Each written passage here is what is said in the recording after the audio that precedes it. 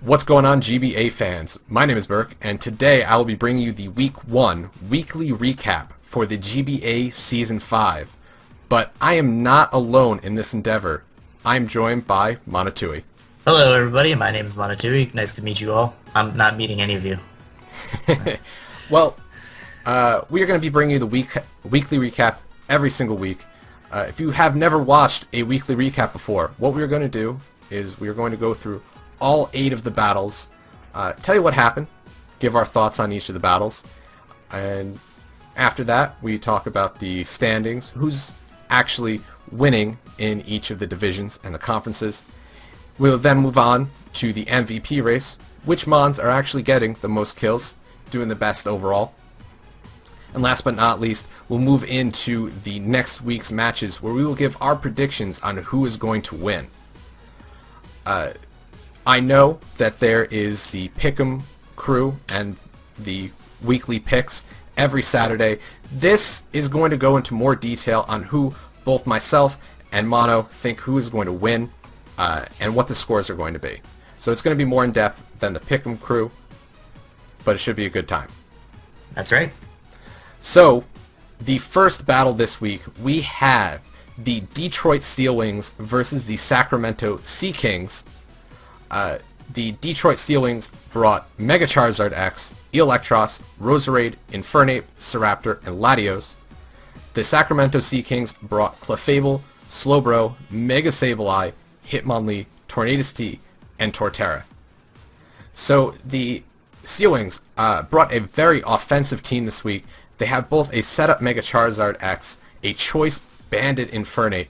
They brought some defense in Roserade, and they brought in more defensive Latios with Charge Beam Draco Meteor. Very interesting set. And Electros, using that wide move pool it normally gets. It had Acid Spray, Volt Switch, and other moves for coverage against a lot of the team. Acid Spray being something that could really hit the Sacramento Sea Kings team pretty well. The Sea Kings, though, they are bringing the bulk this week. Clefable, Slowbro, and Mega Sableye, an extremely hardcore to break down. Hitmonlee and Tornadus T for that offense, and Torterra to set up the rocks. In the battle, Torterra goes in first turn against the Mega Charizard X. It does set up the rocks, but it takes a Flare Blitz and gets burned, so it is down first turn. And the Steel Wings look pretty good right off the bat. Clefable comes in. The Electros is taking a T-Wave from the Clefable. And it looks like the Steel Wings are actually playing very well in the beginning. You know, they're making good predictions. They're up 6-5. They've gotten rid of the Torterra. The Clefable gets its leftovers knocked off. And it looked like it was able to stay in, but the Acid Spray from the Electros helps break it down and forces a switch. However, there was something unexpected from the Sea Kings team, and that looked to be like an offensive Mega Sableye. It had, at least what we saw, Knock Off, Zen Headbutt, and Recover. Roserade, which was the Steel Wings' answer to the Mega Sableye, it had the Dazzling Gleam. It was more of a defensive set, so unfortunately, a Dazzling Gleam could only do less than half, which means the Mega Sableye could sit in and recover. And especially after the Roserade got paralyzed, it was able to then easily stay in and take out the Roserade. Not only that, the Electros takes a huge Hurricane from the Tornadus and then dies to the U-turn the next turn. What happens then is now the Steel Wings don't really have a good answer for Slowbro aside from the Charge Beam Latios. But Charge Beam is a very unreliable move. It only has a 70% chance to actually get the stat raise. So it's not looking very good for Crimson and the Detroit Steel Wings at this point. Mega Sableye is able to take down the Roserade. It stays in, it knocks off the Latios' leftovers, dealing crazy damage. At that point you could tell it was definitely an offensive Mega Sableye. And how often do you see an offensive Mega Sableye? You know, knock off almost KOing the Latios. Infernape, luckily, was able to help kind of clean up some of the core from the Sacramento Sea Kings. It was able to kill the Clefable. It was also able to kill the Mega Sableye, which was half the core. But with Slowbro still around, the Sacramento Sea Kings were in such a good place because there was nothing left on the Detroit Steel Wings that could actually take it down. Well, the Clefable is able to start setting up Calm Minds. It takes both the Mega Charizard X and the Infernape to take it down. Once both of those things go down, it was just up to Slowbro to clean up the game. Definitely, the biggest point in this match was both the Roserade and the Electros going down. Slowbro is able to stay in and just kind of clean up the game. Anything from you, Mono? Yeah, I totally agree. Like you said, I think the early portion of this game did belong to Crimson because it looked like things were going well. The Acid Spray from Electros was really helping him out versus the Sableye as well as the Clefable. Later on, I think the reason why Crimson started to fall behind, I think, was actually due to a little bit of strange prep. Like you mentioned earlier, Charge Beam, Draco Meteor, Lottie is kind of weird because even if you set up to +1, there are things that can pretty easily stop it. For example, a Tornadus that outspeeds it is relatively bulky. It can knock off U-turn, even hit it with a Hurricane because it's, even though Lottie is very bulky, it still does not appreciate a Life Orb Stab Hurricane from Tornadus. He has the Clefable, which can just switch in anytime. Even if it was unaware, it couldn't really touch it. Slowbro is not going to be taking too much damage from a Charge Beam. I think it would maybe be a 3-hit KO even after the first special attack boost. It doesn't do much to make a Sableye, so that was kind of strange. Also, the specially defensive Roserade was, I think, not the right Roserade set he should have brought. I know this may sound a little bit like hindsight, but looking against his roster, it really does not do all that much. I guess maybe to switch in a little bit easier to Clefable, but Clefable can't really do too much to it anyway other than Fire Blast and Psyshock, which Psyshock does hit on the physical side. Slowbro can hit it from the physical side with Psyshock. Mega Sableye, as we know, can carry knockoff, things like that. I guess it lets him take a hit from Tornadus, but you're not going to stay in on a Tornadus anyway, I don't think, so I'm really not sure why he decided to go with the specially defensive Roserade, especially for the fact that it couldn't 2-hit KO the Mega Sableye, which was a very big threat. I think another one of Crimson's issues came from the fact that he just could not get rid of the Slowbro. He let Electros and Roserade go down relatively easily, or relatively early in the match, and he really needed those to get rid of the Slowbro, because Scarf Staraptor did deal a lot of damage to his team. It does a surprising amount to Mega Sableye, surprising amount to the Clefable, and if you look at the end of the match, if Slowbro were down, he had the potential to knock out the Hitmonlee, as well as even the Tornadus T. Because Staraptor just hits extremely hard. And I think that's just Crimson's got to do in the future, is identify what he needs to get rid of in order for his offensive mons to clean up the rest of the game. Yeah, it's a hard thing to do, but it's definitely very important to be able to identify your win conditions as well. And letting those two go down really hurt him throughout this match, and it was still a very good match. It was only 3-0 in the Sacramento Sea Kings' favor, but I guess we'll move on to the next battle. Yes, we will. The next battle that we are going to go over were the San Francisco Arcaniners, coached by George, aka Septile MC, versus the Borussia Donfan, coached by Lars, aka El Scizor. This was probably my second favorite match. Our favorite we'll get into it a little bit later, but Lars versus George. Before going over anything directly related to the match, I found it kind of funny how Lars was one of the few people who is able to defeat George, but he was still afraid to get frozen by Nidoqueen's Ice Beam. I guess in high-pressure situations, your nerves are going, you kind of forget things, but really, Lars' switches were perfect. He really found a way to keep up momentum. The early game, similar to the last match, the early game I think did believe to the person who ended up losing the match, being George. He was able to just kind of keep up momentum onto Lars in the very beginning, but Lars really started gaining the momentum as soon as he trapped the Rotom, because Rotom was a pretty decent switch into the Scolipede. It was a relatively safe switch in to the Landers if it went for Earthquake, and it could potentially outspeed. Well, no, because knockoff, but either way. It was a very good switch into the Cobalion. It was just a relatively safe switch into a lot of his Pokemon. Even a physically defensive Rotom doesn't take too much from Tangro's knockoff. So it was, again, the pursuit just very good for Lars. The Scarf Nidoqueen from George was pretty impressive, but unfortunately for him, it was revealed pretty early. I think kind of surprise Scarfers like that are best saved till later. I understand he was kind of put into a position where he had to use it early, but that, again, was just unfortunate for George because it let Lars kind of play around it later on.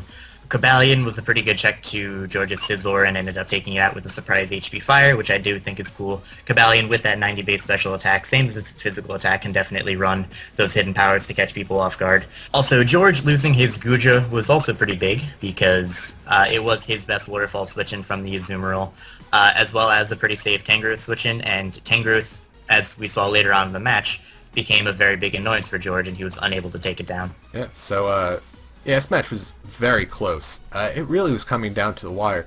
As you said, in the early game, it looked to be George holding the momentum. He starts with the Nidoqueen, and he does indeed bluff the defensive set. He goes for the Stealth Rock's first turn on the Cobalion switch out. So he's bluffing the defensive set, which was very good for him, and George was making a lot of good doubles in the beginning.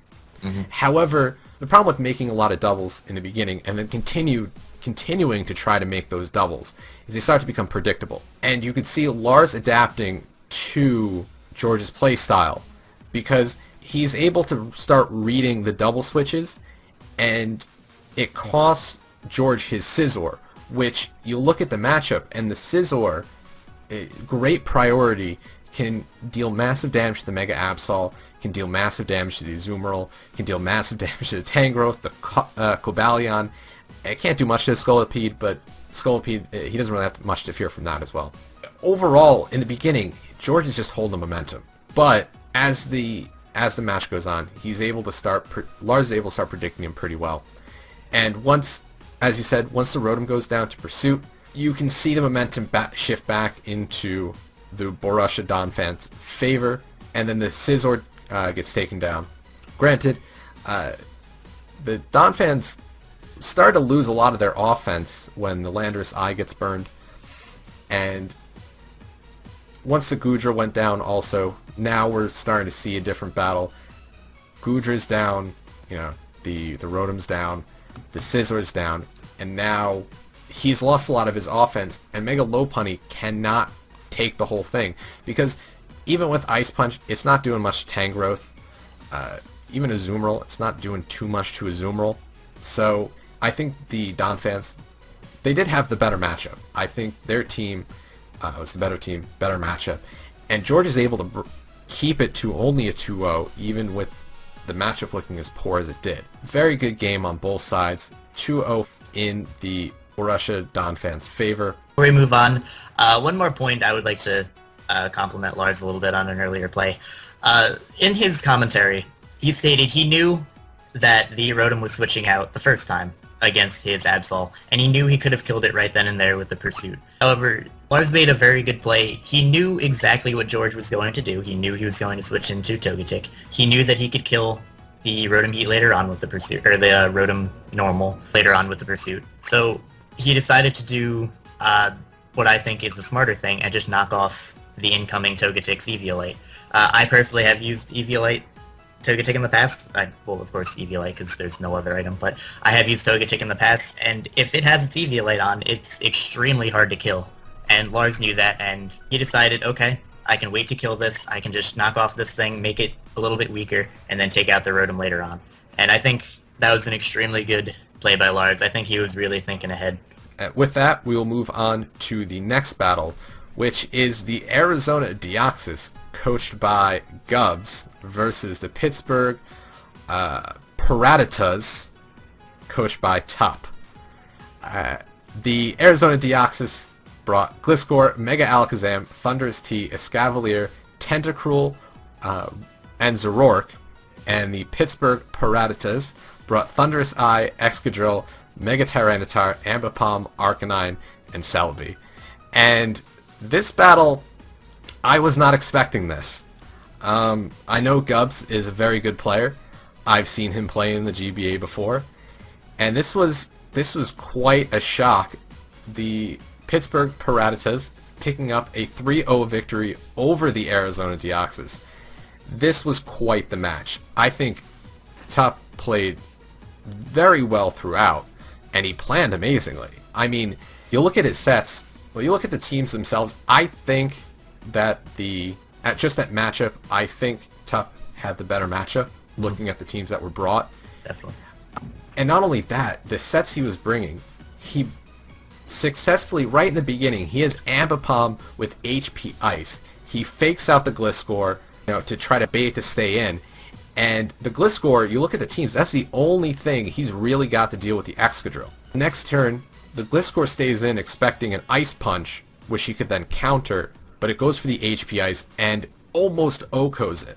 Had Tup put a little more EVs into a special attack, he might have been able to just straight up OHKO the Gliscor and go 6-5 right in the beginning of the battle. But, that's just some hindsight. Yeah, I don't think Tup would complain about the damage he got anyway. No, because that put him in such a great position, because now you look at it, and his one real counter to Excadrill has been crippled. It's down to about 35% HP when it switches out.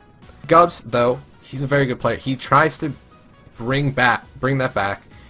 He brings some interesting sets. He has Toxic Hex Tentacruel, which really, it didn't quite work out as much as I think he would like to. Celebi was able to wall that thing because it doesn't have Sludge Bomb, and Toxic Hex, Toxic damage will rack up, but it does have Natural Cure, and the Hex was doing less than half. So Celebi's able to set up the rocks, and this is starting to force Gubbs into plays that Tup can then take advantage of, such as spinning away the rocks.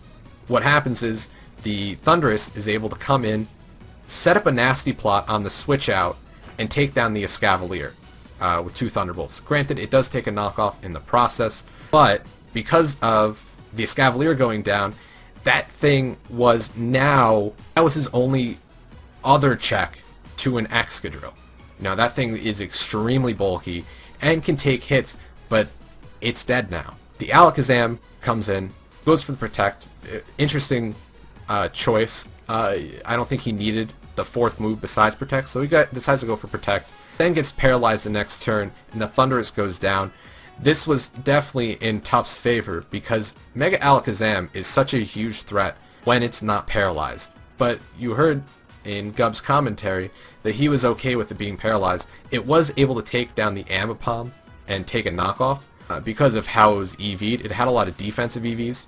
But now, Escavalier's gone, the Gliscor is highly damaged, the Mega Alakazam is gone. Gubbs was not looking in a good position, and Alakazam is just revenged by the Mega Tyranitar. However, on the switch in comes the Tentacruel, or at least we think it's the Tentacruel. It's actually the Zoroark trying to kill the Mega Tyranitar with a low kick. However, the Celebi switches into a low kick from Tentacruel, which, if you don't know, Tentacruel does not get low kick, and he's able to read that's a Zoroark. So very good plays there, and he goes for the Baton Pass, gets in the Excadrill on the Zoroark. He knows he can go for an Iron Head and take out the Zoroark. An Iron Head would not be able to take out the Tentacruel, but it can take out the Zoroark.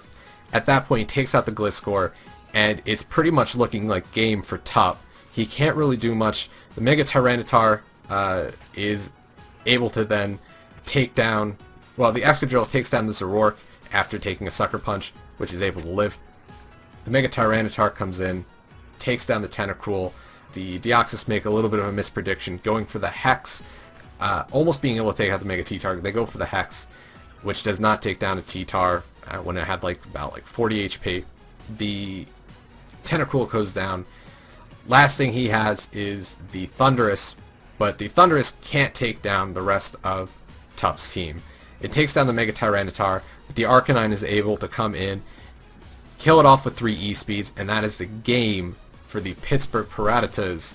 That was, I think, solidly in the momentum in Tup's favor the entire match. From turn 1, Gubbs is playing on the back foot, and Tup is able to just kind of plow through with the momentum all the way to the end.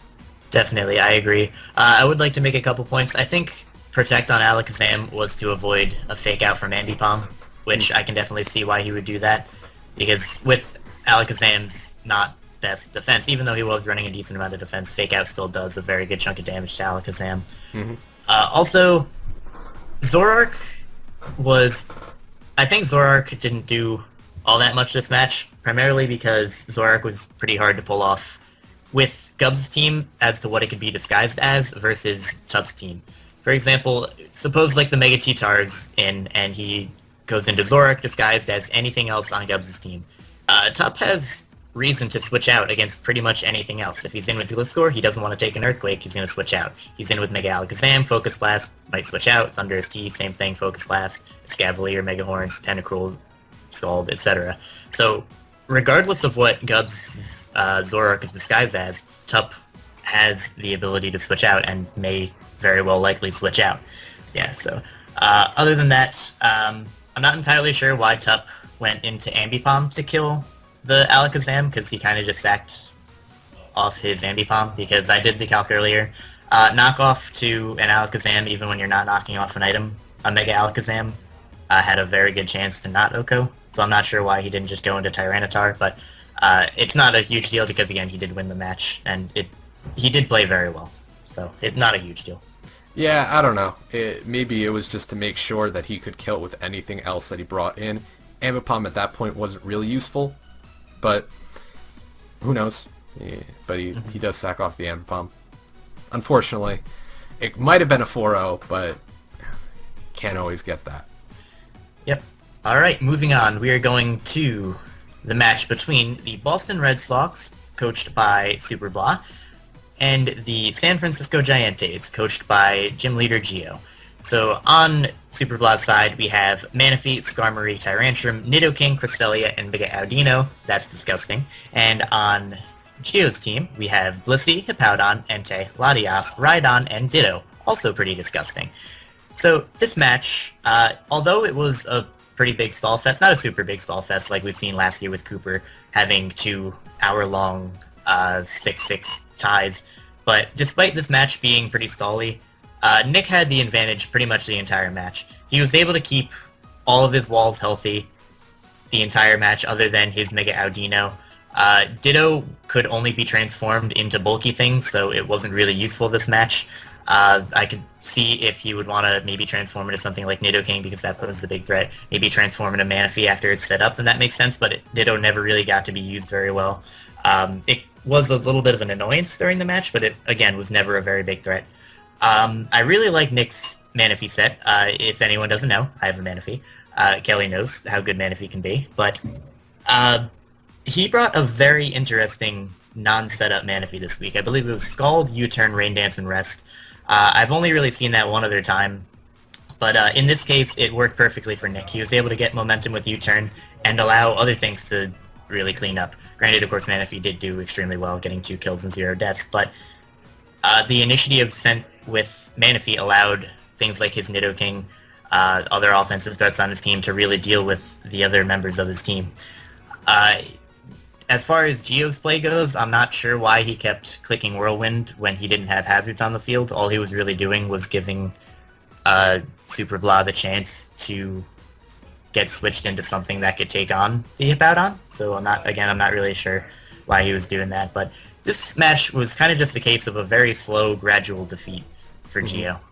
Nick was just ahead of him. Nick out-prepped him. And the offensive threats Gio did bring could not really beat the bulk that Nick had, and it was pretty much hard for Gio to do anything, really. Like, even with rocks up, his team doesn't really care that much. Manaphy has instant recovery, so does Skarmory. Nidoking doesn't really care. Cresselia can Moonlight off basically any hit ever, and then Audino, same thing. Yeah, this was a fairly stally match. You say it wasn't that stally. I say anything where it's bulk on bulk is just going to be a stall fest. And just right from the get-go, the rosters, the Boston Red Sox had the better matchup. Giants don't have much in the ways of offense on their team, and the offense that they do have, the Red Sox have perfect counters for it. Mega Pinsir? Well, the Red Sox have Skarmory. Entei? Well, they got Manaphy. Latias, Cresselia, Mega Audino. So that's their biggest offense, and that is immediately neutralized based on the matchup. The Boston Red Sox brought pretty much everything they needed, whereas Nidoking and Tyrantrum are huge threats that, while, yes, the Giants did have answers for, they obviously did not hold up. Beginning, this battle is just slow. There's a lot of whirlwinding, and not much happens there. Blissey is wishing and protecting and trying to pass wishes. Mega Audino is trying to do the same thing. So it's just this kind of stally fest, and eventually, I would say the turning point of this match is Nick is able to successfully bluff a special Nidoking. He fakes Geo into thinking that the Blissey walls Nidoking pretty well, but Nidoking goes for the superpower and clean takes out the Blissey. Without the Blissey, that means Manaphy doesn't really have a switch in anymore. Hippowdon doesn't want to take anything, Entei doesn't want to take anything. Latias is kind of hesitant in case it has Ice Beam, which was not revealed. Rhydon can't take a Scald. And Ditto, it's a Ditto. You can't really tell what that thing's going to do. It's based on what it switches into. Mm-hmm. So the Nidoking takes that out. It's also able to take out the Hippowdon with an Ice Beam. And once that happens, that's half of the Giante's core. Defensive core, that's their biggest part of their defensive core, it's gone. Which means now when the Hippowdon's gone, Tyrantrum has even less switch-ins. And the Tyrantrum, while it didn't do much and was burned because it switched into an Entei, it got a Sacred Fire crit burn, which is kind of nice. I don't really get Entei Sacred Fire burns. Still able to clean take out the Latias because it was scarfed. So Latias goes down. And now there's very little offense. The only offense being the Entei, but, you know, Manaphy. Just a defensive Manaphy straight counters the Entei. So there wasn't really sweeping involved in this battle like other battles. It was much slower. I thought it was interesting that the way Ditto gets taken down is that it switches into the Skarmory, transforms into it, and then gets taken down by the Skarmory. You don't see that every day, because when does a Skarmory ever take down a different Skarmory? But it was definitely a better planning on the Red Sox side. They had the superior matchup, and they really carried it to a 4-0 victory. A slow 4-0 victory, but a 4-0 victory nonetheless. Definitely. Before we move on, I would like to apologize to Kelly for the mentioning of Manaphy. He knows why. But now moving on, we have the Atlanta Hawluchas versus the Cincinnati Loudreds. The Hawluchas brought Tyranitar, Stoutland, Weezing, Chestnut, Garchomp, and Togekiss, and the Loudreds brought Umbreon, Weavile, Landorus T, Azelf, Mega Manectric, and Empoleon. This was a close 2-0 victory. You can see that the Loudreds are bringing an extremely offensive team. Not as offensive as they will probably bring some weeks. They do bring 2 walls in Empoleon and Umbreon, which those 2 things are hard to take down, but they do share a fighting weakness, so that there's that. But the beginning of the battle starts out very well for the Atlanta Hawluchas. There's a Tyranitar lead and an Azelf lead. He knows that the Azelf can't stay in on Tyranitar. He clicks to Pursuit as the Azelf goes for the U-turn and takes down the Azelf first turn. That Azelf is such a problem because it gets a very varied move pool. It has very high offensive stats, 125 in both attack and special attack, and a high base 115 speed. So getting rid of that first turn puts some momentum in the Hawlucha's favor, and he's able to really whittle down the Loudreds team, and Togekiss just puts in the work this week. The Weezing, which was, it seemed to be the Weavile counter, does get crit by an Icicle Crash, which means it cannot live another one, or it can't live a knockoff, and it just barely lives the knockoff and then dies to Sandstorm. So his own teammate takes him down. There is a lot of switching going on the Loudred side. He does have a pretty good Volturn core in Mega Manectric and Landorus T, so he's able to switch around quite a bit. The Manectric, though, can only do really pitiful damage to Tyranitar, which seemed to be AV with the Sand, so it's not going to be doing much damage. So it can just switch in, take any hit from the Mega Manectric and then force it out, because the Mega Manectric does not want to take a hit from the Tyranitar. However, a huge turning point is the Togekiss goes for an Aura Sphere on the Umbreon and gets a crit. This crit meant it could not live a second Aura Sphere. It cannot Wish Protect and bring itself back to a decent amount of HP, which means the Umbreon, one of his only walls, goes down, and nothing really wants to switch in on the Choice Scarf Togekiss. There were some not great switches from the Hawluchas at some point. He switches in his Tyranitar on a Mega Manectric's HP Ice, which was holding the Yachi Berry, but it gets broken and then dies to an HP Ice the next turn. However, any time that anything went down to the Mega Manectric, the Tyranitar was able to come in, wall it, set up the sand for the Stoutland, and the Stoutland dealt huge pressure to the Loudreds. It didn't get many kills, it got only one kill, but it took down Landorstarian after an Intimidate, and after a second Intimidate, it still did about 80-something% to a Mega Manectric, which, granted, it's not defensively the best, but still 80 about 85% to a Mega Manectric after double Intimidate is pretty insane. He does get the Loudreds do get a little lucky. He goes for the Thunderbolt and gets the Para on the Thunderbolt, which allows the Stoutland to go down to the next one. Stoutland would have probably been able to sweep up at that point. And towards the end, the Loudreds only have the Weavile left. The Togekiss is able to come in, which is still pretty good on health, take an Ice Shard from the Weavile, and kill it off with an Aura Sphere, leading to a close 2-0 victory in favor of the Atlanta Hawluchas. This was a very good match. Very enjoyable. Very fat. This was a much faster paced battle. A lot of switching going around, trying to get into the superior offensive position. And unfortunately, the more offensive Loudreds were not able to break through the Hawluchas this week. Mm-hmm. Although this was definitely a faster match as far as actual turns in the match, it actually took me a lot longer to watch because I had to keep pausing the video because I couldn't stop laughing at Fizz's commentary. So this match, when you look at both teams that were brought, you look at Mulvone's team, you're like, okay, so Azulf and Weavile just destroy Fizz.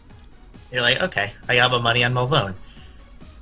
But really, I think Mulvone lost because he just kept making bonehead plays. I really think he just beat himself this week. Why? Okay, so Togekiss was in. Why do you switch out of Empoleon into an Umbreon on a Togekiss? That, like, even if Togekiss had the Aura Sphere, which it did, Empoleon takes it just fine. And Mulvone needs to know that Togekiss is one of the only things that can kind of deal with Weavile, because it can take an Ice Shard, it can outspeed hit it with an Aura Spear. He should have known, hey, let's go for Ice Beam, then it dies to Ice Shard, or an Icicle Crash later on if it's bulky, and then we're good to go. But he went into the thing that you don't switch in on a Togekiss. Aside from that, also, letting Weavile get weakened at all in the beginning, I don't think was all that smart. Like, the knockoff onto the Icicle Crash crit, okay, that was good. He got a lot of damage off on the Weezing. But at that point, you switch out. You don't risk Weavile not killing, which if he did the calc, he should have known that would not have killed. And had he gone for a Flamethrower, Weavile was likely going to go down. But even the burn itself was annoying, because he's taking an extra hit of Life Orb, he's taking the burn damage, he is now down 23%, 24%, whatever, which of course doesn't sound like all that much, but you're taking away 2 hits from Weavile that you might need later on. So really, I just think Mulvone kind of beat himself. He didn't make very good plays, and he ended up losing as a result.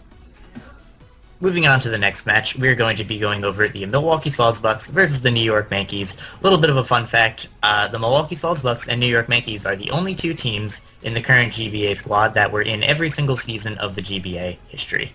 So we're having a pretty big nostalgia rematch going on here. Not only that, I just want to say, not only that, they played week 1 in the GBA Season 1, and now they're playing week 1 in GBA Season 5, so this is very reminiscent of Season 1. Very true. For those who were not around for Season 1, Steve had actually defeated Shady because of a swagger foul play thunder-waving Klefki. So some may say that that curse still looms over the Sawbucks, hence why they have not the best record in GBA history, but regardless, let's go over this match. On the Sawbucks, we have Shaman, Mega Gardevoir, Rotom Wash, Conkeldurr, Heatran, and Haxorus, while the Yankees have Jirachi, Granbull, Mega Venusaur, Melodic, Alakazam, and Hitmontop.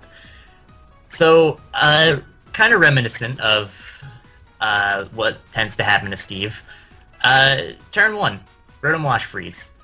So he probably should have set his washing machine to a warm cycle this week, maybe if he had to make some socks dry or whatever, but the freeze is huge.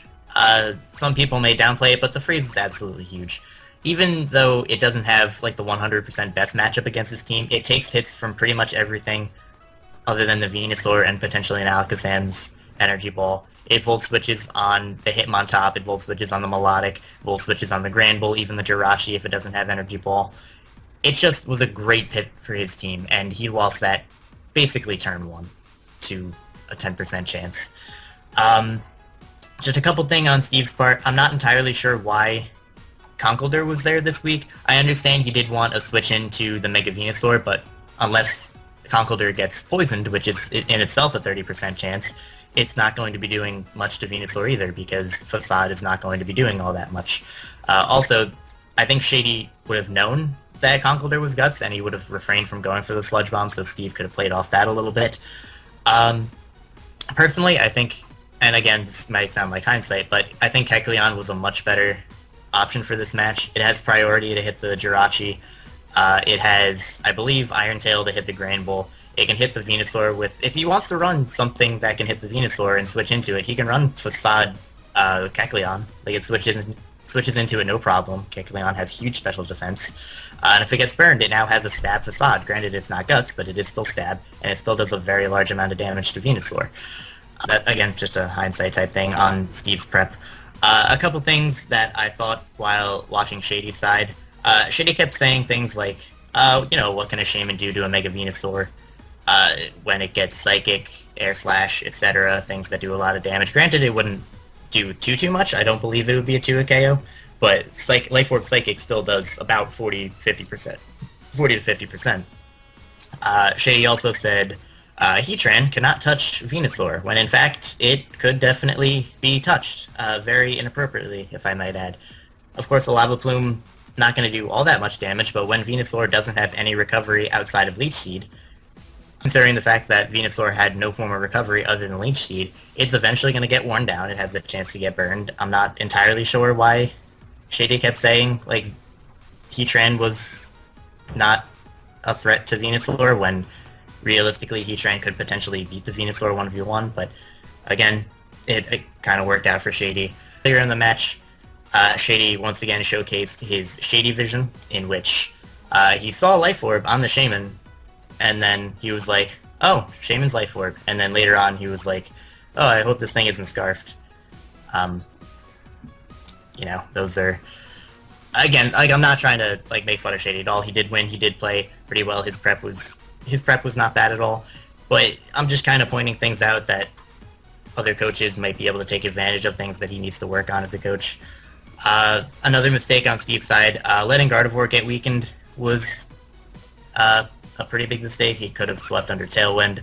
Haxorus also could have been scary, but it wasn't really given the opportunity to shine. I don't think that was really all Steve's fault. He was kind of put into an awkward position because, again, no Rotom means no bulky pivot. So that's really all I have on that match. Berk, do you have anything to say? Yeah, so I definitely agree. First turn freeze is not only important because Rotom could Volt Switch on everything, it is definitely a mood killer. When you have your thing frozen first turn, you kind of play on tilt a little bit, and maybe that had something to do with how Steve played. It might not have, but it's always a thing. Without that Volt Switching potential, it was a choice banded Haxorus, and when you do have a team with choice banders and choice Spexers, having switch initiative to bring them in is always extremely nice. The Mega Venusaur set was interesting. It had Leaf Storm. I'm not sure why Leaf Storm over something like Giga Drain, but maybe it was to ensure the kill on the Rotom Wash, which does wall quite a bit of things, including the Jirachi. That seemed to be a physical Jirachi. Maybe he wanted to get rid of it. I think Steve, he did play well. Don't get me wrong. I think he played well. When he's down 6-5, and you can see he had a very hard time dealing with Mega Venusaur and Melodic. He didn't really have too much to deal with them after the Rotom gets frozen, because then the Rotom can't deal with the Melodic. Granted, Shaman's still there, but Shady was able to make some seemed like good predictions, but unfortunately he forgot what a Shaman could do, and he went for Leech Seed on it, predicting to switch out into the Conkeldurr, which in my opinion seemed a little bit too risky of a play. But with the Conkeldurr asleep and the Rotom Wash frozen, Shady was in a very, very good place, and momentum, he held it. There were some very good switches mid-battle. He was able to prevent the Rotom Wash from being unfrozen by going for a Scald in the Heatran, which I think Steve was trying to bait out at several points. But he was not able to get his Rotom unfrozen. The Hitmontop was actually red card Hitmontop to force a switch out of, I think, a sub Heatran or any other switch, setup sweepers that could be possibly behind a sub, which was very interesting planning, and I think it worked out well for him. He was able to get rid of a Heatran behind a sub, get it right out of there, because it was trying to Toxic Stall the Hitmontop. The Alakazam, able to put in a good amount of work. It does take down the Heatran with HP Ground. It deals huge damage to the Gardevoir with a Shadow Ball, and then does manage to take down the Rotom Wash with an Energy Ball after another Shadow Ball. The Choice Banded Haxorus, unfortunately not really able to shine. It does take down the Alakazam after it takes a massive Psy Shock, but the Grand Bull comes in, gets the Intimidate, and can easily clean up any HP that the Haxorus has left, because the Grand Bull is fairly defensive, and with the Intimidate does kind of cripple the Haxorus. Towards the end though, the Shaman is able to set up a Tailwind and then die to Life Orb, giving a free switch into the Mega Gardevoir. Unfortunately for him, the Mega Gardevoir has, not the Mega Gardevoir, the Melodic has Mirror Coat. It takes a Hyper Voice and then is able to clean out the rest of the HP from the Mega Gardevoir. So, very good planning on the Mankey side. I liked a lot of their sets. Unfortunately, that freeze was unfortunate, but what can you do? It's Pokemon. Moving on, we have the New Orleans Pelipers versus the Long Island Rockies. This was a 4-0 victory for the Pelipers. They brought Hydreigon, Lantern, Donphan, Mega Scizor, Chandelure, and Raikou. And the Rockies brought Diggersby, Rapidash, Chansey, Whimsicott, Gengar, and Scrafty. This was, I would say, a fairly dominant battle for the Pelipers, which almost turned against him had the Chandelure had Infiltrator. That would have actually done really poorly for John, because then towards the end, the Diggersby would have been up on a Tailwind, and that might have been a good game at that point. But John bringing, I think, the right sets this week.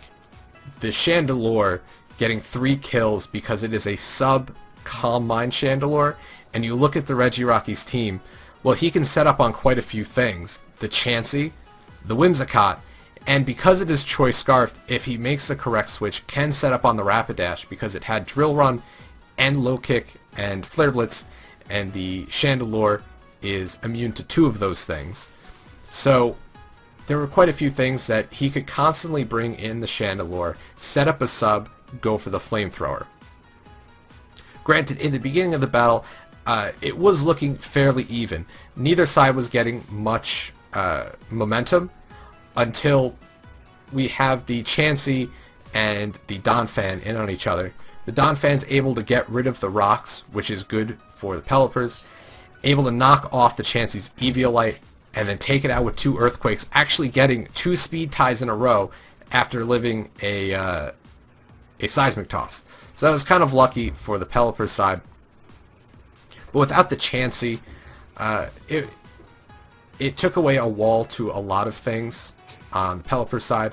The Hydreigon, there's not much of a switch in on that, and the Raikou as well. It becomes a lot harder to switch in on those things without the Chansey.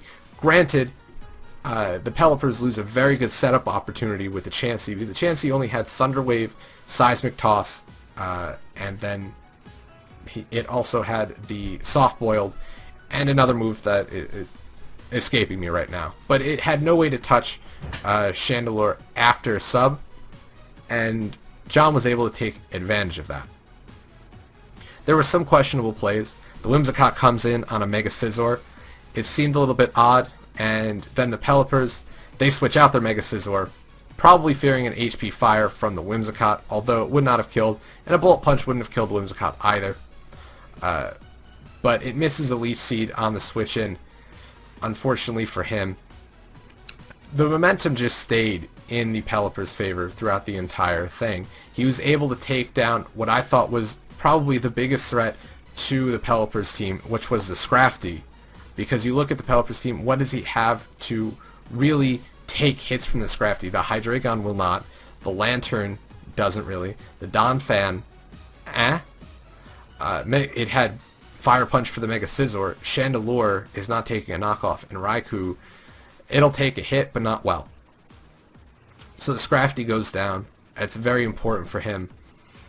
Towards the end, it might have taken a different turn. Nips sets up a sub with his Whimsicott, and then is able to set up a Tailwind on the Chandelure.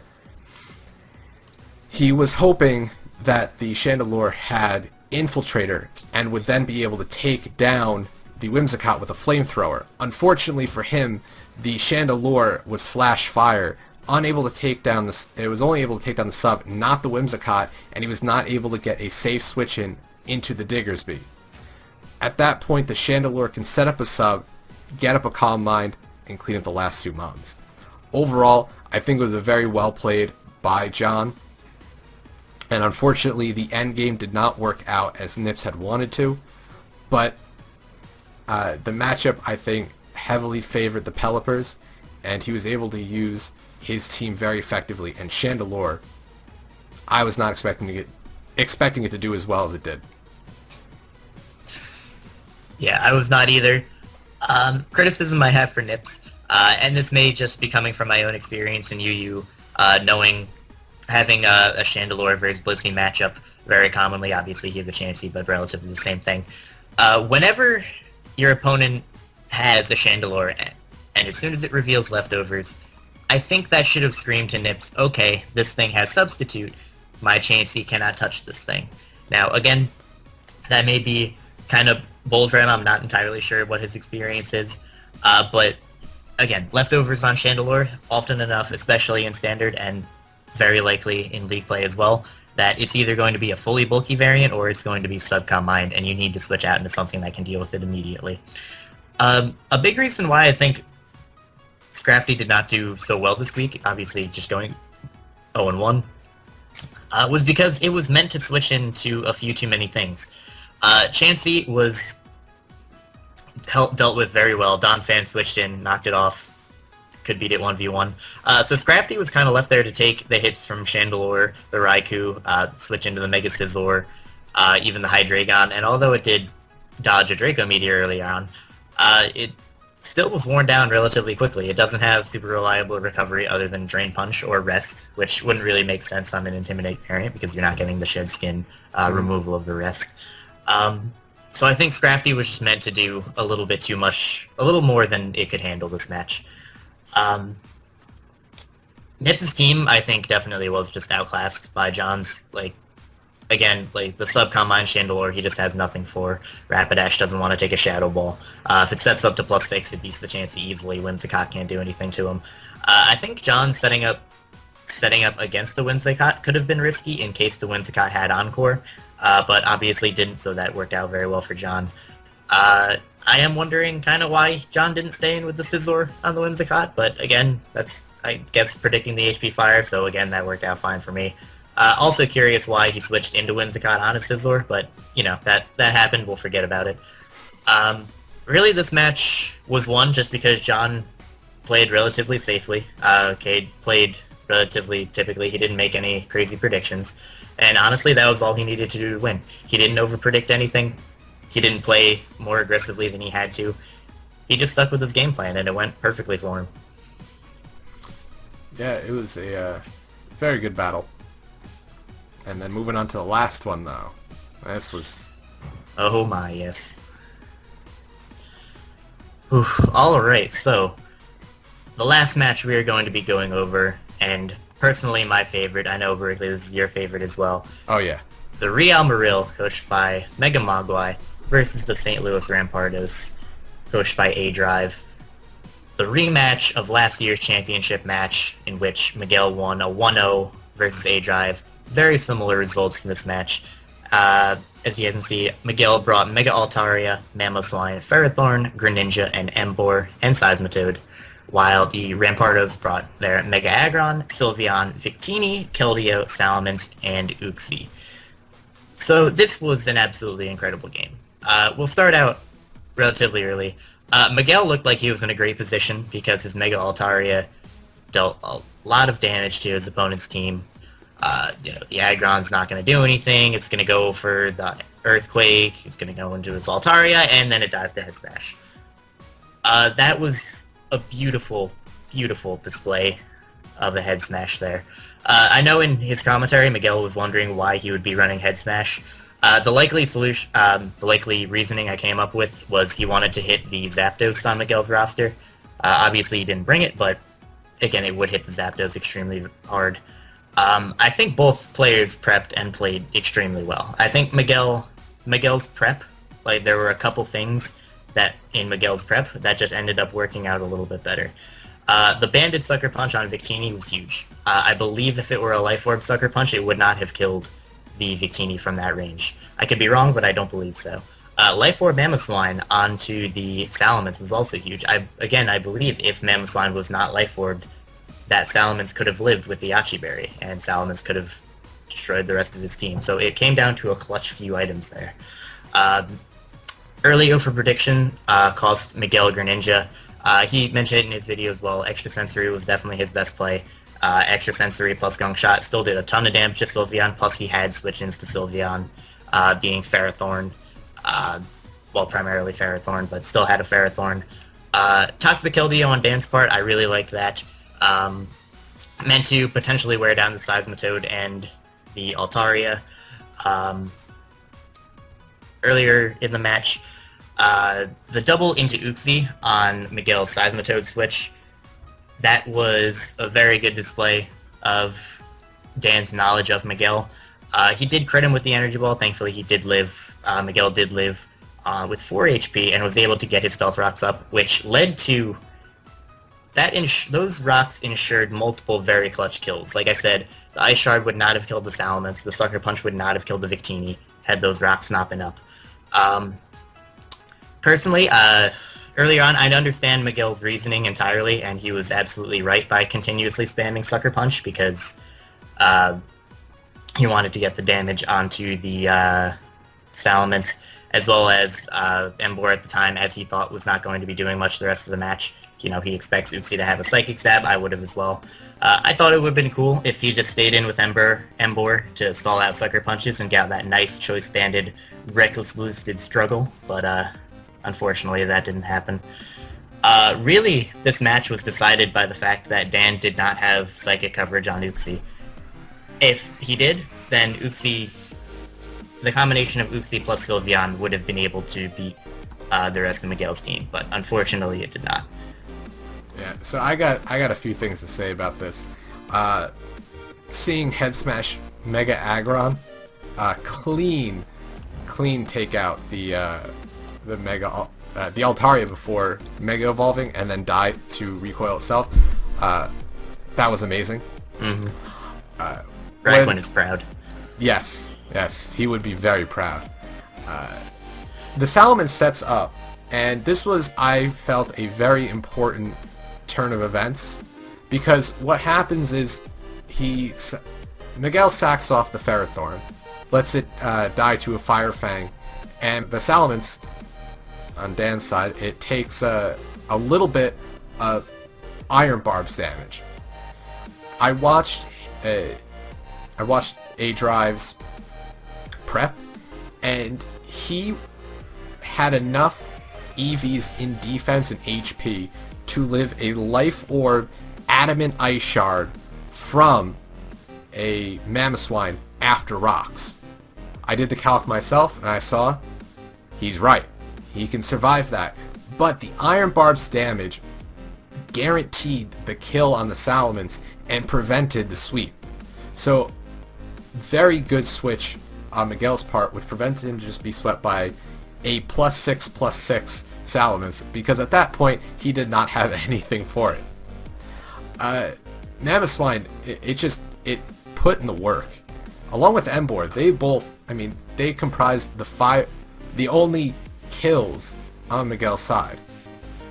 You look at the St. Louis Rampardos, what do they honestly have to take on Mamoswine? Mega Aggron can kind of take Earthquakes. It can take 2. Sylveon cannot take an Earthquake. Victini cannot take an Earthquake. Keldeo cannot take an Earthquake. Salamence can't take an Ice Shard. And Uxie was the only thing preventing Mamoswine from kind of running shop on his team. Unfortunately, the Uxie is not carrying Psychic Stab, so the Embor can take it down with 2 Flare Blitzes, which just shows how strong Embor is, especially that Reckless Flare Blitz. Choice Bandit hits so hard. But this battle, definitely, I think, the best of the week. Both playing very well. And even with, I'm not a fan of Dan's team this season. I think it is quite lacking, especially after the draft, compared to Miguel's team. But his knowledge of the league format and his overall really amazing planning only kept it to a 1-0 favor in the Real Marill side, and perfect match for a Monday night battle. So, do you have any other comments? Nope, that's it. This was an absolutely incredible game. It could not have been more perfect of a rematch, in my opinion. Yeah. So, moving on to the standings for Week 1. In the Red Division for the Kanto Conference, at number 1, we have the New Orleans Pelipers with 1 win, 0 losses, and a +4 differential. At number 2, we have the New York Yankees also with a win, but a +3 differential. And at number 3, we have the Atlanta Hawluchas with 1 win, 0 losses, and a +2 differential. And in last, we have the Detroit Steel Wings, 0 wins, 1 loss, and a -3 differential. That is right. Moving on to the Blue Division, we have Old Man Tup, coach of the Pittsburgh Paratitas, at number 1 with 1 win, no losses, and a +3 differential. Then we have Lars of the Borussia Donfans with 1 win, no losses, and a +2 differential. Then moving on to the negatives, we have the St. Louis Rampardos with no wins, 1 loss, and a -1 differential. And then we have Gym Leader Gio of the San Francisco Giants with no wins, 1 loss, and a -4 differential. On to the Johto Conference. In the Gold Division, at number 1, we have the Boston Red Sox, 1 win, 0 loss, with a +4 differential. Tied for second, we have the Arizona Deoxys and the Milwaukee Sawbucks, both with 0 wins, 1 loss, and a -3 differential. And in last, we have the Long Island Red Rockies, 0 win, 1 loss, and a -4 differential. Moving on to the Silver division, we have the Sacramento Sea Kings with 1 win, no losses, and a +3 differential. Then we have Miguel of the Real Marill with 1 win, no losses, and a +1 differential. Then moving on, we have George of the San Francisco Arcaniners with no wins, 1 loss, and a -2 differential. Same thing with Malvone and the Cincinnati Loudreds. No win, 1 loss, and a -2 differential. So far, obviously, being the first game, things are going to happen. The first week, rather. Things are looking very close. Yeah, it was a very good starting week. There was no blowouts like last season. There was no 6-0s, no 5-0s. Very close week. And moving on, we have the MVP race. Which Pokemon are doing the best after week 1? Well, there's a lot of things that are tied. So, all at number 1 for the MVP race. And before I talk about these, I'll preface it saying the MVP race, we rank them based on which Pokemon have the most kills. So we're going to first focus on who has the most kills, then the differential, unlike what we did in the D-League. But anyway, tied for number 1, we have Chandelure on the New Orleans Pelipers, coached by John, a.k.a. Pokemon, with 3 kills, 0 deaths, and a +3 differential. Then we also have Mamoswine on the Real Marill, coached by Miguel, with 3 kills, 0 death, and +3 differential. Also tied for number 1, we have Togekiss on the Atlanta Hawlucha, coached by Fizzy, with 3 kills, 0 deaths, and a +3 differential. All of them did very well this week, getting 3 kills and not dying. Not often you're going to see Chandelure and Togekiss in the top, but it is only week 1. Moving on to the rest of the MVP race, tied for number 4th, we have 2 things. First off, we have Malvone's Mega Manectric on the Cincinnati Loudreds, of course, with a +2 differential with 3 kills and 1 death. Then we have Nidoqueen of the San Francisco Arcaniners, George, 3 kills, 1 death, +2 differential as well. Then we have a whole bunch of things that are ranked 6th. So first off, we have Excadrill of the Pittsburgh Paratitas, Pirata, who cares, coached by Old Man Tup. 2 kills, no deaths, +2 differential. Then we got my boy Manaphy, coached by Super Blah of the Boston Red Sox. 2 kills, no deaths, same thing. Nidoking, Boston Red Sox, Nick, again, 2 kills, no deaths, +2 differential. Slowbro of the Sacramento Sea Kings, coached by Hayden, 2 kills, no deaths, +2 differential.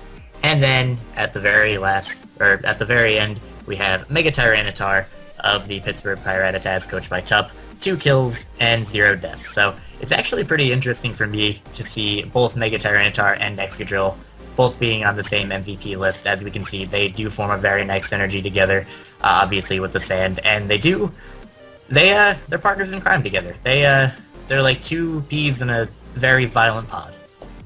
Yeah, and you said the Pittsburgh Pirata whatevers.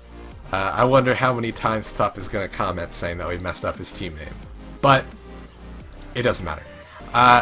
After those 5 all tied for 6, there's a whole bunch of mons that did not make the list. They're all at 2-1. There are 8 of them. So very, very close MVP race after week 1. And it is going to change up tremendously next week. So the last thing we're going to do this week is we're going to go over next week's matches. The first match of week 2, we have the New York Yankees going against the Detroit Steel Wings. This is, I think, going to be a very good match. The Detroit Steel Wings have very good sweepers in Mega Charizard. They've got Infernape. They've got things that can really put dents in the New York Yankees team, which he is going to probably struggle to find good answers for. However, Detroit Steel Wings, with their kind of odd planning, hopefully he picks it up this week. And New York Yankees, they have such a good team, very strong cores, that's going to be very hard to break through. I'm going to have to this week give it to the New York Yankees. I think it's going to be a close match, probably like a 2-0, maybe a 3-0. But it's going to be, I think, very back and forth. It's going to... Crimson is really going to have to plan very hard to be able to break through both the Firewater Grass Core that Shady has, and one of the best Firewater Grass Cores out there, and the Dragonsteel Fairy Core, which is also a pretty damn good one.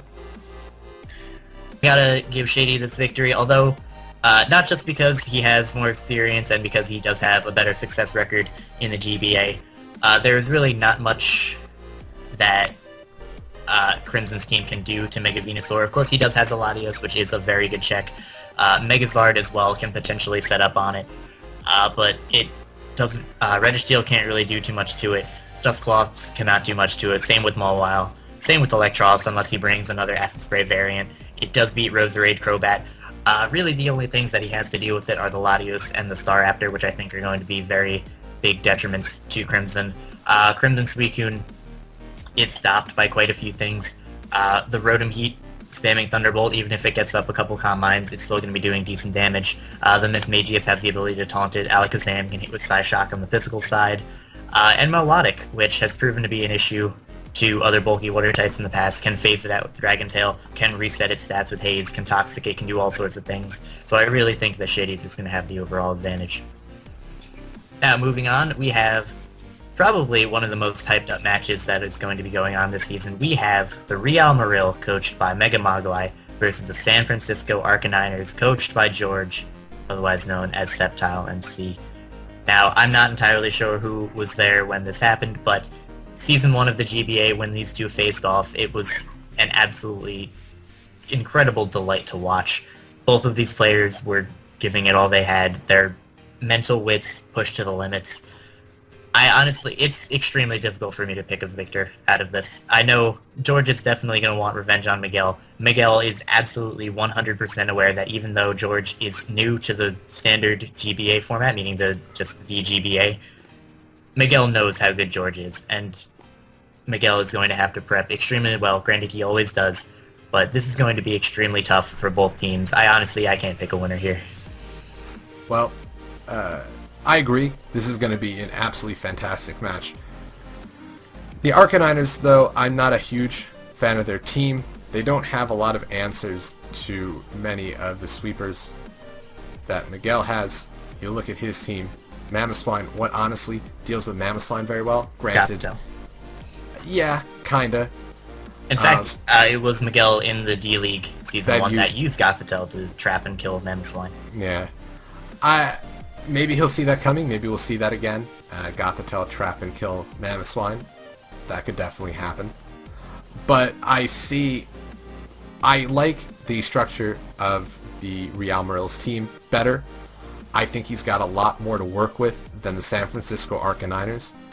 And I am going to give it to Miguel this week. It's not going to be a big victory, just like he's going from one really tough match against the St. Louis Rampardos into another very tough match against the San Francisco Arcaniners. And I am going to have to give it to the Real Marill, though. Probably close 1 or 2-0, but I think they're going to be able to take it. The next match of Week 2, we have the Pittsburgh Paratitas against the Borussia Donfan, and this is a match I'm looking forward to a lot.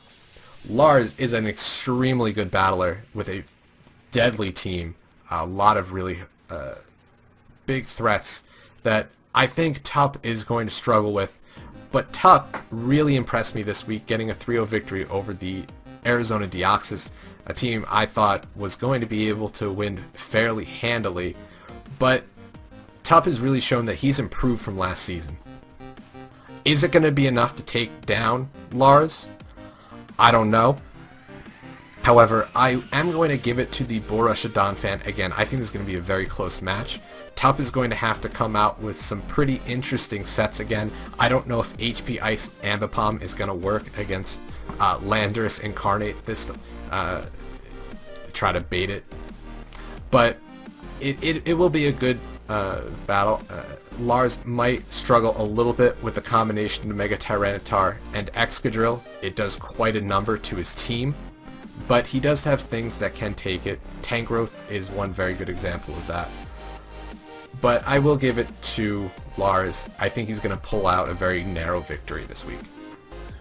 I am going to agree. I'm also going to give it to Lars, just because Tufts' ways of winning are kind of stopped by Lars' team. For example, if he wants to go sand offense, he's walled pretty heavily by Tangrowth. If he does bring sand offense, then that runs the risk of Lars bringing a sand rush, sand slash, which could honestly do a decent amount of work to Tufts' team because he does have a few ground weaknesses, and even Celebi can hit with something like an X-Scissor, Coldback can be knocked off, Kirim with the Stone Edge, Thundurus with the Stone Edge, etc.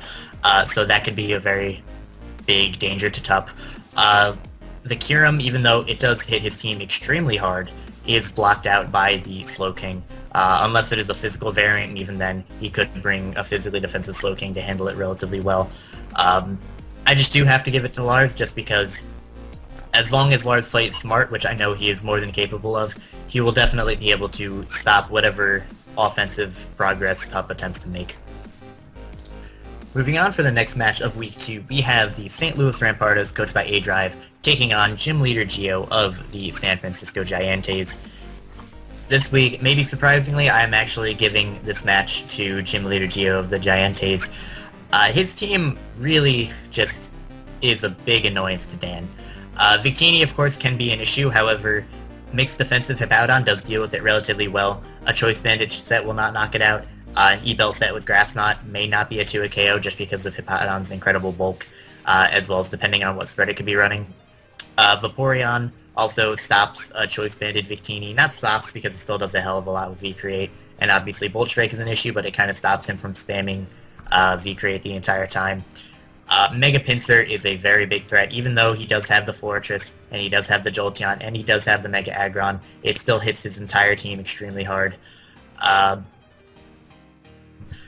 I also gotta say, Blissey, just a very big stop, especially since he traded away Keldeo. Blissey is going to be a very big issue for his team. I think Dan is honestly going to have a very hard time dealing with Geo's bulk, and I think Geo's offense, whatever offense he decides to bring, is just going to outpower Dan's team.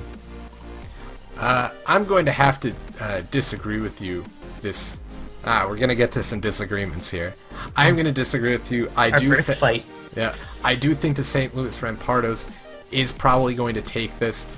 Geo's team, it looks good, sort of, but he has a very easily flatlined offense based on rocks. Rocks are up, and Entei and Mega Pinsir go down fairly easily, just as well. Dan has pretty good stops to Entei.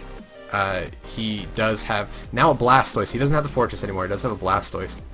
And Mega Pinsir, I do not think will be able to break through Mega Aggron very well. Just as well, Victini, you say it won't be able to break through. I say it has very limited switch-ins. He has Bolt Strike for the Vaporeon. V-Create hits pretty much everything except for the Rhydon and the Vaporeon. And kind of Latias. He can bring U-turn, which means that if he can predict the Latias switch in, it will take good damage from a U-turn. And he can pack the Energy Ball or Grass Knot and take down the Hippowdon and the Rhydon. I think Geo is going to struggle greatly with Dan's offense this week. He does have a very bulky team, but I don't think that's going to be enough to stop the St. Louis Rampardos. And I'm going to say it's a fairly straightforward win for the St. Louis Rampardos this week, probably a 3-0. So, moving on to the next battle of the week, we have the Boston Red Sox versus the Milwaukee Sawbucks. This is going to be, I think, a very interesting battle. Right away, I am going to give it to the Boston Red Sox. And I think they're going to win it fair. This is, I think, also going to be a fairly straightforward battle. Steve often makes a lot of mispredictions and over-predictions that end up hurting him quite badly in a lot of battles. And the fact that the Boston Red Sox have such a good team, it has very strong defense coupled with very terrifying offense, I think Steve is going to struggle trying to break through the defense, and then also at the same time find ways to counter his offense, especially in things like Tyrantrum and Nidoking. They're very hard to wall, and I don't think I don't think Steve is going to be... He'll be prepared. I don't think it is going to be enough, though. So I'm going to give it to the Boston Red Sox. 2-0, 3-0 victory. I do agree completely. Nick's team just outclasses Steve's heavily. Everything Steve has that could potentially be threatening is stopped. Spadef Skarmory can deal with Mega Gardevoir relatively well, even though it does pack the Thunderbolt. It can take one and hit it back with an Iron Head, weakening it a bit. Not to mention that a lot of Nick's team handles Mega Gardevoir surprisingly well, if I may say so myself, especially defensive. Mega Audino can take hits okay, hit it back with a T-Wave. Mienshao outspeeds and can get off a Poison Jab. Armaldo can potentially take a hit. Sneasel, well, Armaldo may not take a hit, but, forget about Armaldo for now.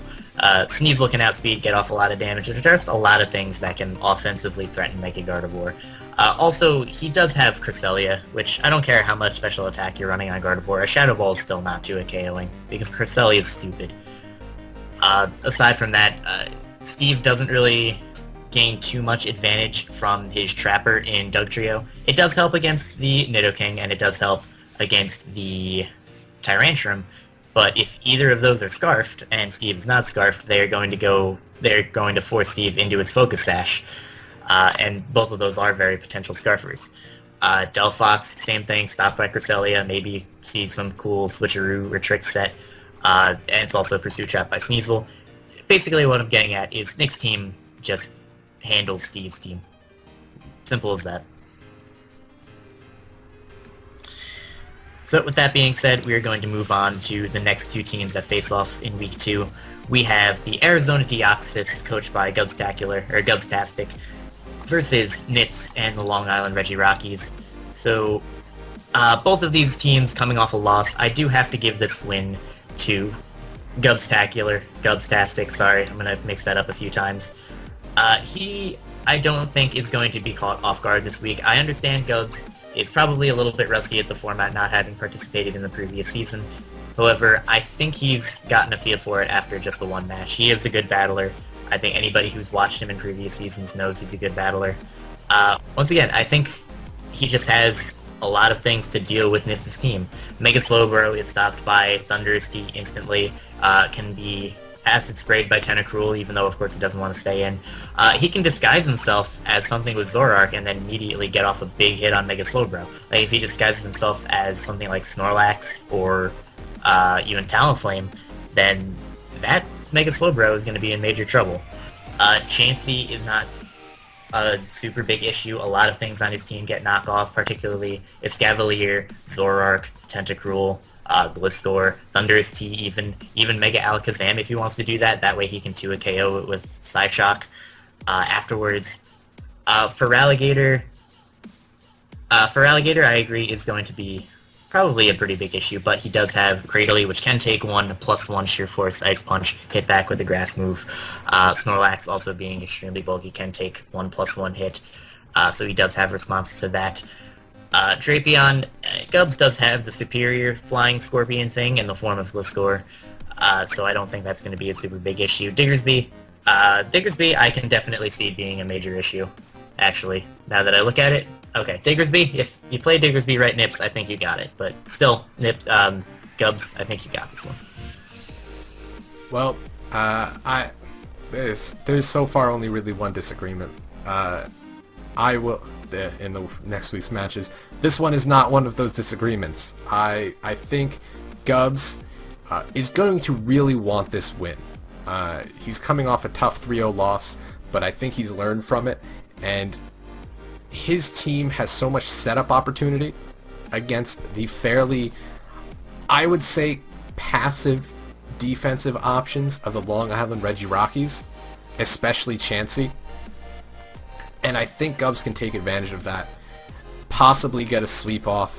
He's got so much offense. I think Nips is going to struggle with things like the Mega Alakazam, which might still outspeed Feraligatr at +1. It does. Which is a problem if one of your sweepers can outspeed the fastest thing on the opponent's side. Escavalier can definitely take hits. Nothing on Nip's team really wants to take Brave Bird except for Mega Slowbro, so he's going to be relying on that and possibly Gligar a lot to take the hits. And unfortunately, the Arizona Deoxys have a lot of things for those two mons. Mm-hmm. Although I will say Drapion does have... I think Drapion is a relatively safe switch in Alakazam and can then follow up with a Pursuit. But even then, that's just one threat of Gub's many, many threats. Yeah. So I'm going to give it to the Arizona Deoxys. I think it's going to be another fairly straightforward win. But Nips, if he plays it right, I think he can make it a close match and possibly even win. Okay. And moving on, we have the Cincinnati Loudreds playing against the Sacramento Sea Kings. Oh boy, this is a team of defense versus offense, and who's going to be able to break through who first. I will give this one to the Sacramento Sea Kings. The Cincinnati Loudreds offense, while terrifying, is not going to... I do not think it will be able to break through the defensive prowess that is Clefable, Slowbro, Mega Sableye, and Porygon 2. That is going to put hard stops to much of the Cincinnati Loudreds offense. He's going to rely on probably some interesting sets and a lot of coverage options like Azelf to try and punch holes through the team, and he's going to rely on a lot of wall breakers. However, the Sacramento Sea Kings do have extremely hard-hitting mons. Tornadus T, Darmanitan, Breloom. Molvone is lacking in switch-ins to those mons, whereas Hayden has plenty of switch-ins to a lot of the Cincinnati Loudreds offense. So I am going to give it to the Sacramento Sea Kings. I think it's going to be a very entertaining match. But it's going to be close, but it's going to be in the Sacramento Sea Kings' favor. Mm-hmm. I'm actually going to disagree and say that the Cincinnati Loudreds have a slight advantage over the Sacramento Sea Kings. First of all, I see Mega Manectric not only as a very good offensive threat versus things like Slowbro, Flamethrower for Breloom, HPAs for the Torterra, but he doesn't really have a lot of things to stop a Volt Switch. Like I said, one of the things is a Torterra, which just goes down to an HP Ice and does not appreciate a Flamethrower very much. And although Claydol is able to take the HP Ice relatively well, that means that you have to bring Claydol, meaning you're already putting yourself in a bad position. So I really don't see that as too much of a benefit. Molvone also, while yes, he doesn't really have the best switch-ins to things like Darmanitan, Breloom, etc., he can potentially play around a Flash Fire Typhlosion to deal with the Darmanitan. Of course, that is extremely risky because Typhlosion does die to Rock Slide and Earthquake. However, immunities force your opponent to play differently, so it may be a seed in Hayden's head, hey, he has a Typhlosion, probably shouldn't click Flare Blitz right now. Also, that being said, the Mega Sableye is kind of... Alright, Mega Sableye is a big issue, I'll give him that, but Landorus Therian, if it doesn't have Foul Play, Landorus Therian can actually set up on it if it's maybe some weird, like, sub-SD variant. Also, the Typhlosion has a very good chance to 2-hit KO it with Eruption as well, and Eruption is something that Hayden's team does not take super well. He does have Slowbro, but if it is Specs and Slowbro is not physically defensive, I believe it is actually a 2-hit KO. Porygon 2 is fat as anything and probably can take it, but again doesn't super appreciate it because it doesn't have the leftovers recovery. Also, every time Hayden goes into the Porygon 2, Molvone has a relatively safe switch into things like Empoleon, even potentially Umbreon, and when you go into Umbreon, you take the hit, you then get a slow baton pass off, or a Toxic, whatever you want to do, gaining yourself momentum or a status on a very annoying Pokemon. Even if Umbreon gets status itself by a random Tri-Attack Para, Tri-Attack Burn, or if Porygon 2 itself is carrying a Toxic, you are then transferring that Toxic over to the Porygon 2 anyway. He's also got Gallade, which, other than Mega Sableye, he doesn't have really all that much for. Slowbro is a relatively safe switch-in, but of course, if it is an SD variant, it can set up an SD, go for knockoff, deal a ton of damage, while Slowbro can really only hope for a burn at that point, or get off a potential T-Wave. Of course, Mega Sableye, like, it is a switch-in, like I have said. We could see something cool and gimmicky, like Skill Swap, like I believe Steve used versus John in the last season. Didn't work for Steve, but this is a very different match. So yeah, I think Molvone is going to want to win, and I think he is going to... I think Mulvone has the potential, and honestly a very good potential, to overcome the Sea Kings defense and offense just by playing well. And I have a feeling Mulvone didn't play all that well week 1. He's going to realize that. He's going to say, okay, I'm going to step on my game, and I think he's actually going to do that. And I think he's going to win. Well, it's going to be a very interesting match. I just wanted to say about the lack of Eruption switch-in. He does have a Porygon 2, which can switch in on Eruption because of the trace ability. It can trace the Flash Fire and then get a Flash Fire boost and become immune to it. Just as well, he can also trace Intimidate on many of...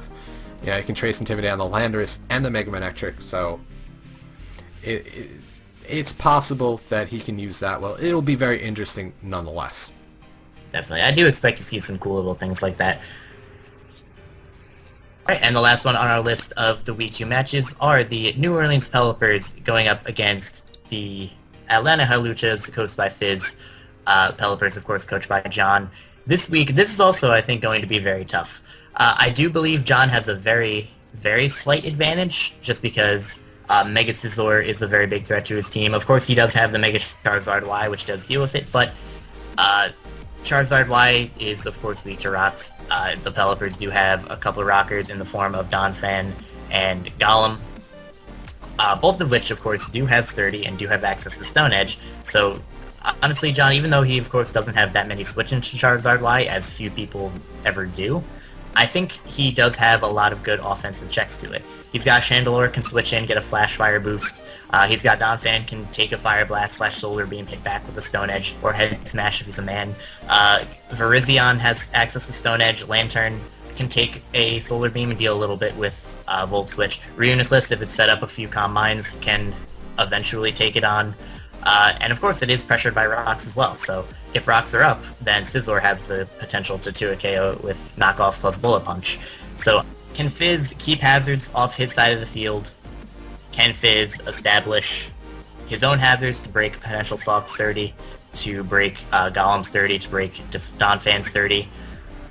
Can he deal with the Hydreigon efficiently, because that is also a very big threat to his team and has the coverage to hit basically Fizz's entire team, other than the Togekiss, and even then, it does have Flash Cannon, Iron Tail. So I think Fizz can win, but I think he's going to be on the back foot of it, and I do give the advantage to John. Yeah, I'm going to have to agree. I give John the match at least this match. I think there's going to be some interesting sets on both sides. John is going to be pressured by the Mega Charizard Y, as it does do quite a bit to the New Orleans Pelipers. Florges is a decent switch-in. Hydreigon actually is a pretty good switch-in. And he's going to have to utilize maybe some interesting sets to make sure he can take on the offense on the Atlanta Hawluchas side. And say with the Atlanta Hawluchas, he's going to have to come up with something interesting to make sure he can take on the Hydreigon well. The Togekiss is a switch-in, but it's not a great switch-in because of, you said, Flash Cannon and Iron Tail. Yeah, plus every time Togekiss is in, he just goes Lantern, and you go for T-Wave or an Air Slash, it's going to do nothing, and T-Wave, of course, giving them the health back. Yeah, and things like the Reuniclus is always hard to deal with. A Trick Room Reuniclus is extremely hard to plan for and to deal with effectively. I can see the advantage being in the New Orleans Pelipers side, so I will give them the win. It's going to be very close, though. And that is going to wrap up the Week 1 weekly recap for the GBA Season 5. If you have enjoyed this, please leave your own comments down below on how you thought the matches went. Who do you think is going to win next week? Do you think we're wrong? Do you think the Atlanta Hawluchas are going to win? Do you think Nips is definitely going to pull through this week? Let us know. But we are going to be bringing this to you every Wednesday, so keep an eye out for that. It will be myself and Mono bringing you the weekly recap. So, but that's all we got for today. My name is Monotooi. My name is Berk. We'll see y'all next time. Goodbye.